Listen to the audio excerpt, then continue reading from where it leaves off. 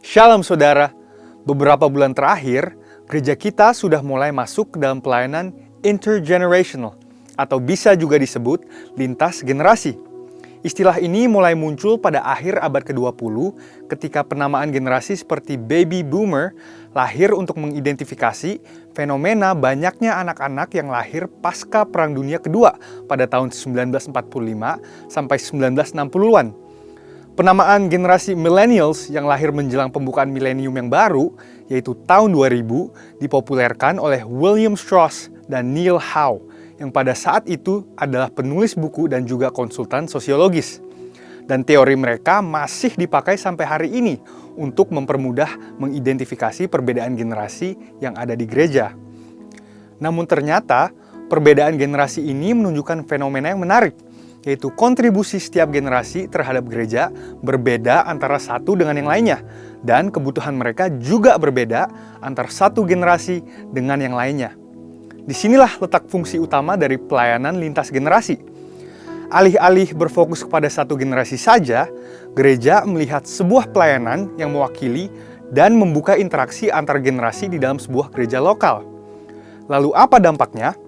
Dampaknya adalah bahwa setiap karunia dan panggilan dari masing-masing generasi bisa terwakili dan kebutuhan setiap generasi terjawab. Kita sadar bahwa terkadang menjaga hubungan di antara yang sama generasinya saja sudah susah, apalagi membangun hubungan lintas generasi. Tetapi inilah tantangan gereja zaman sekarang. Jadi, apa yang perlu dibangun dalam sebuah hubungan lintas generasi? Ada 3 area besar yang perlu dibangun menurut David Kinnaman dalam bukunya Faith for Exiles. Yang pertama adalah shared experience. Hubungan itu betul-betul terbentuk ketika 2 orang atau lebih mau berkomitmen untuk meluangkan waktu bersama-sama. Dan walaupun sepertinya mudah, kenyataannya tidak semudah itu. Sebuah pertanyaan sederhana. Apakah kita suka menghabiskan waktu bersama dengan orang-orang percaya lainnya dalam komunitas gereja lokal? Bagaimana dengan orang-orang yang berbeda rentang usia dengan kita? Diskusi dan interaksi yang terjadi antar generasi akan menumbuhkan hubungan yang berkualitas. Yang kedua adalah shared goals. Hubungan lintas generasi tidak terjadi begitu saja. Perlu niat dan tujuan yang jelas dari kedua belah pihak. Apa yang ingin dicapai dari hubungan lintas generasi tersebut? Seperti ketika Elia berjumpa dengan Elisa. Hubungan yang tercipta memiliki tujuan yang jelas, yaitu untuk mewarisi pengalaman, pengurapan, dan panggilan dari Elia kepada Elisa. Atau ketika Paulus memanggil Timotius, tujuannya pun jelas, yaitu untuk mendidik dan memperlengkapi Timotius muda untuk menjadi hamba Allah yang nantinya akan meneruskan pelayanan Injil di tempat yang sudah ditentukan Allah baginya. Yang ketiga adalah shared emotions. Manusia adalah makhluk yang juga memiliki emosi. Dan di dalam membangun hubungan pertemanan ataupun mentoring, emosi memainkan peranan yang sangat penting. David Kinnaman menulis bahwa murid yang tangguh adalah mereka yang tertanam dalam gereja lokal yang memiliki penerimaan seperti keluarga. Apakah berarti gereja hanya berfokus menumbuhkan emosi positif saja? Tentunya tidak, sebab Alkitab pun meminta kita untuk menegur mereka yang hidup dalam dosa. Tetapi, iklim emosi yang sehat akan membantu generasi muda untuk merasa diterima di gereja lokal mereka sebagai anak dan sekaligus dibentuk untuk menjadi murid yang tangguh. Di dalam Mazmur 78 ayat 4 dikatakan, "Kami akan ceritakan kepada angkatan yang kemudian puji-pujian kepada Tuhan dan kekuatannya dan perbuatan-perbuatan ajaib yang telah dilakukannya." Pemazmur dalam hal ini Asaf memiliki komitmen untuk meneruskan pengetahuan akan mujizat Tuhan kepada generasi berikutnya, agar tidak terputus ingatan mereka tentang Tuhan.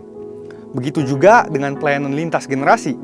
Ini dilakukan karena visi yang Tuhan berikan kepada gerejanya begitu besar dan begitu luas, serta tidak mungkin diselesaikan hanya dalam waktu satu generasi saja. Artinya apa? Segala pengalaman, pengurapan, dan kesaksian hidup dari generasi sebelumnya perlu diteruskan kepada generasi penerus. Anak-anak muda yang berdiri di atas pengurapan dan pengalaman generasi sebelumnya akan bergerak lebih cepat, lebih tepat, dan lebih diurapi. Kesimpulannya adalah hubungan lintas generasi membutuhkan niat dari kedua belah pihak untuk saling merendahkan hati, mencari kepentingan bersama, dan kehendak Tuhan. Apa yang dibangun untuk diteruskan kepada generasi berikutnya bahkan tidak hanya ketiga hal di atas ini, yakni shared experience, goals, dan emotions, tapi juga shared faith. Seperti yang dialami anak rohani Paulus, yaitu Timotius. 2 Timotius 1 ayat 5 menunjukkan dengan jelas kepada kita bagaimana Timotius menerima warisan iman yang luar biasa dari ibunya dan neneknya sendiri. Sebab aku teringat akan imanmu yang tulus ikhlas, yaitu iman yang pertama-tama hidup di dalam nenekmu Lois dan di dalam ibumu Yunike, dan yang aku yakin hidup juga di dalam dirimu. Gereja yang membangun budaya lintas generasi memahami bahwa kehendak Tuhan untuk zaman ini berarti kehendak Tuhan untuk setiap generasi yang ada sekarang. Untuk itu, membangun jembatan yang menghubungkan lintas generasi perlu dibangun agar suara Roh Kudus bisa secara tepat direalisasikan kepada setiap generasi yang ada di gereja dan di luar gereja hari ini. Saudara, untuk penjelasan lengkapnya dari tim teologi kami, silahkan klik link yang ada di atas atau scan QR Code yang tersedia. Tuhan Yesus memberkati.